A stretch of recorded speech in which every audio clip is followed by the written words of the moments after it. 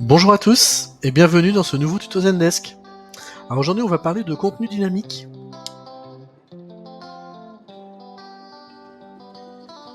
Le contenu dynamique va vous permettre de fournir une assistance multilingue pour vos agents. Donc c'est du texte qui est préenregistré dans différentes langues. Ce texte sera identifié par une balise que vous allez pouvoir utiliser ensuite dans les diverses fonctions de Zendesk, comme les macros, automatismes ou encore les déclencheurs. Prenons exemple sur une macro.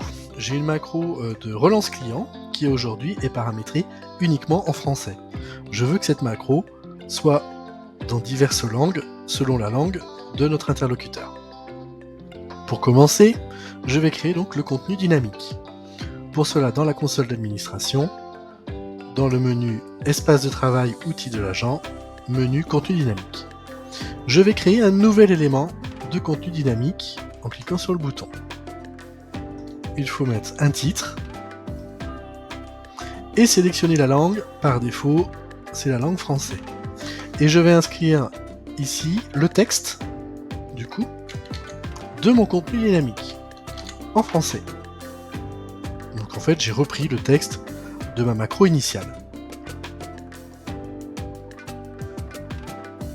Maintenant, je vais ajouter ce même texte, mais cette fois dans diverses langues. C'est ce qu'on appelle des variantes. Donc pour cela, je clique sur Ajouter une variante. Je sélectionne la langue souhaitée. Dans mon cas, je prends l'espagnol. Et cette fois, je vais mettre le même contenu, mais traduit en espagnol. Voilà, j'ai créé mon contenu dynamique avec mon texte dans la langue par défaut qui est le français et une variante, en l'occurrence l'espagnol. Si je souhaite mettre d'autres variantes, anglaise, allemande par exemple, il suffit d'ajouter une variante. Vous avez la possibilité de modifier le titre. Mais la modification de titre ne modifiera pas la balise qui a été donc générée. Donc c'est cette balise que l'on va utiliser maintenant. À présent, je vais modifier le paramétrage de ma macro. Relance client. Et dans le texte de la macro, je viens positionner la balise précédemment créée dans le contenu dynamique et j'enregistre la modification. À présent, je veux utiliser la macro. Si mon utilisateur est paramétré en langue française, comme on peut le voir sur sa fiche, dans ces cas-là, je vais pouvoir utiliser la macro. Elle s'appliquera automatiquement en français.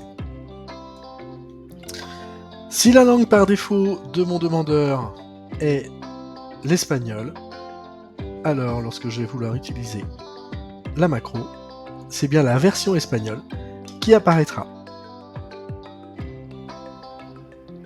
Voici l'exemple d'un paramétrage d'une liste déroulante, donc d'un champ de tickets qui est ensuite utilisé dans un formulaire.